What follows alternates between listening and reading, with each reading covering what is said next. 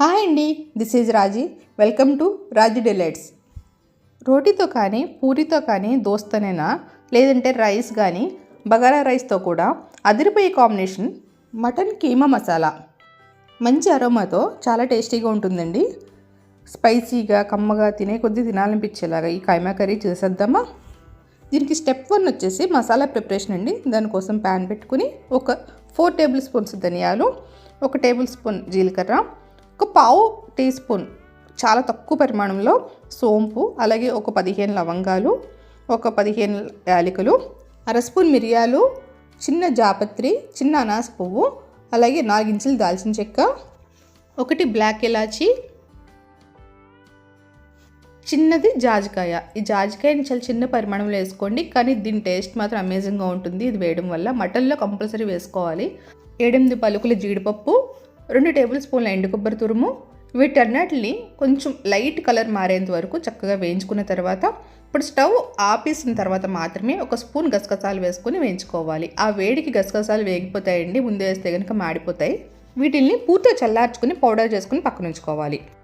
నేను కర్రీని ప్రెషర్ కుక్కర్లో చేస్తున్నానండి. కీమా సాఫ్ట్గా ఉడకడం కోసం, కర్రీ తొందరగా అయిపోవడం కోసం కుక్కర్ పెట్టుకొని హీట్ అయిన తర్వాత ఒక 4-5 స్పూన్లు ఆయిల్ వేసుకొని చెక్క, యాలకులు, లవంగాలు, కరివేపాకు వేసుకుని అవి చిట్టుపట్లు వేగిన తర్వాత ఒక 2 మీడియం సైజు ఉల్లిపాయలను సన్నగా తరుక్కుని వేసుకోవాలి. నేను అరకిలో కీమా తీసుకున్నానండి. అరకిలో కీమాకి 2 మీడియం సైజు ఉల్లిపాయలు సరిపోతాయి. ఉల్లిపాయలు ఇలా దోరగా వేగిన తర్వాత ఇప్పుడు 2 టేబుల్ స్పూన్ల ఫ్రెష్గా దంచిన అల్లం వెల్లుల్లి పేస్ట్, పసుపు, కూర తగ్గట్టుగా సాల్ట్ కూడా వేసుకుని వీటన్నిటిని పచ్చివాసన పోయేంత వరకు వేపుకోవాలి.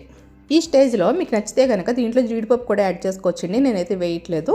ఇలా మసాలా మొత్తం చక్కగా వేగిపోయిన తర్వాత ఇప్పుడు దీంట్లో కారం యాడ్ చేసుకోవాలి. నేను ఇక్కడ 2 టేబుల్ స్పూన్స్ కారం యాడ్ చేశానండి. మీకు స్పైస్ తగ్గట్టుగా ఎక్కువ తక్కువ కూడా యాడ్ చేసుకోవచ్చు. ఇలా ఆయిల్లో కారం ఫ్రై చేయడం వల్ల కర్రీకి మంచి కలర్ వస్తుందండి. ఇలా కారం కూడా ఒకసారి ఫ్రై చేసిన తర్వాత మనం ముందుగా క్లీన్ చేసి ఉంచుకునే కైమాను కూడా వేసుకోవాలి. ఇలా కైమా వేసిన తర్వాత కైమాను బాగా కలుపుకొని మీడియం ఫ్లేమ్లో ఉంచి ఆ కైమాలోంచి వాటర్ బయటకు వచ్చి ఆ వాటర్ మొత్తం ఇంకిపోయేంత వరకు ఫ్రై చేసుకోవాలి. అలా అయితేనే నీచు వాసన రాకుండా ఉంటుందండి. చూడండి, ఇప్పుడు కైమాలోంచి వాటర్ అంతా బయటకు వచ్చింది. ఆ బయటకు వచ్చిన వాటర్ కూడా మొత్తం ఇంకిపోయి ఆయిల్ మాత్రమే సెపరేట్ అవుతుంది. ఈ స్టేజ్లో మీరు వాటర్ వేసుకోవచ్చు. నేను వాటర్ వేసే ముందు గుప్పిడి మెంతాకు కూడా వేసానండి. ఇది మీ దగ్గర ఉంటే వేసుకోండి, లేకపోతే లేదు. కానీ వేయడం వల్ల మంచి ఫ్లేవర్, టేస్ట్ ఉంటుంది. మెంతాకు వేసాక బాగా ఫ్రై చేయాలండి, లేదంటే మెంతాకులోంచి చేదొస్తుంది. అది బాగా ఫ్రై అయితేనే కమ్మని టేస్ట్ వస్తుంది. ఇలా మొత్తం ఫ్రై అయిపోయిన తర్వాత ఒక చిన్న కప్పు వాటర్ యాడ్ చేసుకొని బాగా కలుపుకొని మూత పెట్టి ఒక 4 విజిల్స్ వచ్చేంత వరకు మీడియం ఫ్లేమ్లో కుక్ చేసుకున్నానండి. ఈ విజిల్స్ మీరు తీసుకునే కీమాని బట్టి డిపెండ్ అయి ఉంటాయండి. కొంచెం ముదురుదైతే కనుక ఇంకో 2-3 ఎక్స్ట్రా రావాల్సి వస్తుంది. నాకైతే 4 విజిల్స్కి కీమా చక్కగా ఉడికిపోయింది. ఇప్పుడు స్టవ్ ఆపుకుని చల్లారిన తర్వాత మూత తీస్తే నాకు ఇంకా కొంచెం వాటరీగా ఉందండి. ఇప్పుడు ఈ స్టేజ్లో మనం ముందుగా మసాలా ప్రిపేర్ చేసుకున్నాం కదా, అది 2 టేబుల్ స్పూన్స్ మసాలా వేసుకొని ఆ మసాలా మొత్తం కర్రీకి పట్టేటట్టు ఆ వాటర్ అంతే ఇంకిపోయి డ్రై అయిపోయేంత వరకు మీడియం ఫ్లేమ్లో పెట్టుకుని ఉంచుకోవాలి. నాకు ఒక 5 మినిట్స్కి మొత్తం డ్రై అయిపోయి ఇలా తయారైంది.